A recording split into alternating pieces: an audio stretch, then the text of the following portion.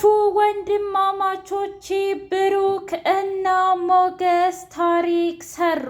መድብል ነፃ አወጡት። ዝና አበቃለት፣ ብቻውን ቀረ። ካሌብ ሙሲሳ ዝናን አልፈልግህም፣ አንተ የምትረባ ሰው አይደለህም። እንዴት ነው ሞገስንስ እና ብሩክ ነው አንድ ተራ መድብልን ሊያስወጡት የቻሉት? እናም ከዚህ በኋላ ከኔ ጋር አብረህ አትሰራም፣ አልፈልግህም። እንደውም ታውቃለህ ካንተ ይልቅ እነሱን በቀጥራቸው ይሻል ነበር ብሎ አዋረደው። ምን እያልክ ነው ካሌብ? ነገርኩ ዝና፣ ከዚህ በኋላ እንዳንተ አይነት ሰው በህይወቴ አያስፈልገኝም ብሎ አለው። እንደዛማ ልትል አትችልም፣ ምክንያቱም አንተ ጋር የሌለ እኔ ጋር በጣም ብዙ ነገር አለ። እናም የእውነት እንደዚህ እንዲታደርግ አልፈቅድልህም ብሎ አለው። እንደዛ ከሆነ ጥሩ፣ ምክንያቱም አንተን በፈለክበት ጠይቀኝ፣ እኔም ደግሞ በፈለኩበት እመልስልሃለሁ። በቅቶኛል። ትሰማኛለህ ዝና? እንደውም ካሌብ ሙሲሳን ማንም ሊያታልለው እንደማይችል ማወቅ አለብህ። ማህሌትን ከዚህ ዓለም አሰናብቻታለሁ ብለህ ነበረ። ነገር ግን ማህሌት በህይወት እንዳለችና አሁንም ያንን ባለሀብት ጭራሽ ልጅ አለኝ ልጅ የታማብኝ ነው እያለች ስትሰክስና መጫወቻ ስታደርገው አይተናል ብሎ አለው። አይ በፍጹም እንደዛ አይደለም፣ እባክህ ካሌብ ልንገርህ ብሎ ቢለው በቃ ከዚህ በኋላ ምንም የምታስረዳኝ ነገር የለህም፣ ከኔ ጋር ያለህ ግንኙነት አብቅቷል ብሎ አለው። ስና ብሩክ እንደዛቱትም አብቅቶልሃል። ከዚህ በኋላ ደግሞም የእውነት ወንድሜን አንተ የምትገልና እንዲሁም እሱን ከያዝነው መረጃ የምንሰጥህ መስሎ ነበረ አይደለም ዝና? ትሰማኛለህ? አንተ ማለት እኮ ተራ ዱርዬ ነህ። እናም መቼም ቢሆን አንተና እኛ አንድ ልንሆን አንችልም ብሎ አለው። ምን እያላችሁ ነው? በቃ መናገር ያለብኝን ነገር በሙሉ ተናግሬያለሁ። ስለዚህ እናንተ ተራ ሰዎች ናችሁ። እናም እኔም በፍጹም ልታታልሉኝ አትችሉም ብሎ ዝና ሲደነፋ፣ በቃ አሁን እኮ እስኪ ንገረን፣ እምኑ ላይ እንምታህ? በግራ ወይስ በቀኝ እያሉ መሬት ላይ እያንደባለሉ ብሩክና ሞገስ ቅጥቅጥ አደረጉት። ሞገስ እባክህን በቃ ይቅርታ አድርግልኝ ብሎ ሲለው፣ እስኪ ንገረኝ፣ ከዚህ በኋላ ምን ማለት እንዳለብህ ንገረኝ። በል ይቅርታ ጠይቀው። መድብልን እንደዛ ለጠፈጠፍከውና ላሰቃየኸው ነገር ይቅርታ እንድትጠይቀው እፈልጋለሁኝ ብሎ አለ። ይህ ነገር በጣም በዝቷል ብሎ ሲል ሞገስ ጀግናው፣ ምንም አልበዛም። ትሰማኛለህ? እንደው ማድረግ ያለብኝን ነገር በሙሉ በደንብ አላደረኩም። እናም ቀሪውን ደግሞ እኔ ራሴ ነኝ የማደርገው ብሎ አለ። የእውነት እንደዛ ከሆነማ ታሳፍራለህ። ምን ማለት ነው? የምን ማሳፈር ነው? እና ታዲያ የእውነት እኔ ይቅርታ ልጠይቅ ነው? አዎና፣ በሚገባ። ለምንድን ነው አንተ ማነህና ነው ይቅርታ የማትጠይቀው? ብለው አፋጠጡት። በስተመጨረሻም ዝና ተንበርክኮ ይቅርታ ጠየቀው ሞገስንና እንዲሁም መድብልን። ሁሉንም ይቅርታ ጠየቀ። በጣም ጥሩ። እንደዚህ ከሆነማ ከዚህ በኋላ አሪፍ ስራዎችን እንሰራለን። በለዛ ለማይረባ ካሌብ ሙሲሳ ደውልለት ብለው በግድ አስደወሉት እና በሚያሳዝን ሁኔታ ሞገስ እና ብሩክ ዝናን እንደደበደቡህና አንተን እንዲሁም ደግሞ መድብል እንዳመለጠ መናገር አለብህ ብለው ሲሉት፣ ይህማ ተጋነነ። እንደውም አልተጋነነም። ትሰማኛለህ? ማድረግ ያለብህን ነገር በሙሉ አድርግ ብለው አዋረዱት። በሌላ በኩል ቅድስቴና ኤደን ተፋጠጡ። የእውነታ እኔ ላምንሽ እኮ እፈልጋለሁ፣ ግን ደግሞ የእውነት ይሄንን ነገር እንዳላደረግሽው እርግጠኛ ነኝ። ምናልባት አክስቴ ማህሌት ናት ብለሽ የዋሸሽው ሌላስ ብትሆን ይችኛዋ የእኛስ ማህሌት ብትሆን ብለው ሲሉ፣ እውነት ለመናገር እኮ እናንተ ልክ ናችሁ። ማለቴ ምንም ነገር አልተሳሳታችሁም፣ ግን ደግሞ በአሁኑ ምንም አይነት ነገር እኔ እንዳልሸወርኩኝ ማወቅ አለባችሁ ብላ አለች። እንደዛ ከሆነ ጥሩ። ከዚህ በኋላ ምንም አይነት ውሸትና ምንም አይነት መደባበቅ አልፈልግም ብላ አለች። ችግር የለውም ግን ለአሁኑ እንዴት ነው የሚሆነው? እሱንማ እኔ እንዳትላውቅ እችላለሁኝ ብሎ አለ። ሰላም ሰላም! ውድና የተከበራችሁ የህያ ቤቴ ቤተሰቦች እንዲናችሁልኝ ሁሉ ሰላም ሁሉ መልካም። ምን እግዚአብሔር የተመሰገነ ይሁን። ሰላም ናይ ደህና ነኝ። ለዚህ ቻናል አዲስ የሆናችሁ ሰብስክራይብ እያደረጋችሁ ቤተሰብ የሆኑ ነባር ቤተሰቦቼ ተከታተሉኝ እጅጉን አድርጌ አመሰግናለሁ። እጅግ አስተማሪውና አጓጊው ምሳሌ ድራማ እንደቀጠለ ይገኛል። ዝና ደውሎ ብሩክ ጋር እሺ ምን አሰብክ ጎረምሳው ብሎ ሲለው፣ ትሰማኛለህ እኔ እንዳንተ አይነት ሰው በፍጹም እንደማይሸውደኝ ልነግርህ እወዳለሁ። ቆይ ደግሞ አንተ ማነህና ነው እኔ ላይና ወንድሜ ላይ የምትጫወተው ብሎ አለው። እኔ እኮ ሌላ ምንም ነገር አልፈለኩም። አንድና አንድ የፈለኩት ነገር ምን መሰለ? እሱ ምንድን ነው ንገረኝ። ምክንያቱም እኔ የምፈልገው ፍላሹን ብቻ ነው። እሱም ደግሞ የትም ቦታ እንደሌለ አረጋግጣችሁ ስጡኝ። ከዛ በኋላ ምንም ነገር አላደርግም ብሎ አለው። ሲመስለኝ አንዴ የዋህ ነህ ልበል፣ ያን ሁሉ መረጃ ይዤ የምሰጥህ ይመስልሃል እንዴ? እሱ እንግዲህ ወደድክም ጠላህም ምንም አይመለከተኝም፣ መስጠት ካለብህ ትሰጣለህ ብሎ አለው። የእውነት አንተማ አብደሃል ብሎ ሲለው፣ አይ እኔም አላበርኩም፣ ያበርከው ግን አንተ ነህ ብሎ አለው። ምን? አዎ ያበርከው አንተ ነህ። የእውነት ብሩክ እኮ ነኝ። ወንድሜን ደግሞ የፈለከውን ነገር ማድረግ አለብህ።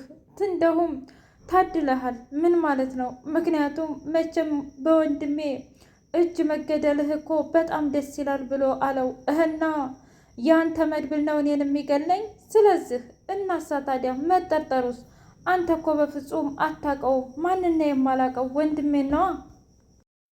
አሁን ወንድሜ አንተን ለማጥፋት ደቂቃ የማይፈጅበትም ብሎ አለው። ይገርማል። ስልኩን ከዘጋ በኋላ ይህ ብሩክ የሚባለው ወንድምህ ግን በጣም ጨካኝና አረመኔ ነው ብሎ አለው። ምን ተፈጠረ ዝና? መቼም የምትፈልገውን ነገር አልሰጠህም አይደለም? አዎና። እንዴት ነው አንተ ስንት ሁነህ ከሞት ካዳንከው በኋላ እንዴት ነው የራሱ ጉዳይ አልሰጥህም ብሎ የሚለው ብሎ አለው። እንግዲህ ምን ታደርገዋለህ? የእኛ ዘር እንደዚህ ነው። ለእውነት ስንል እንሞታለን።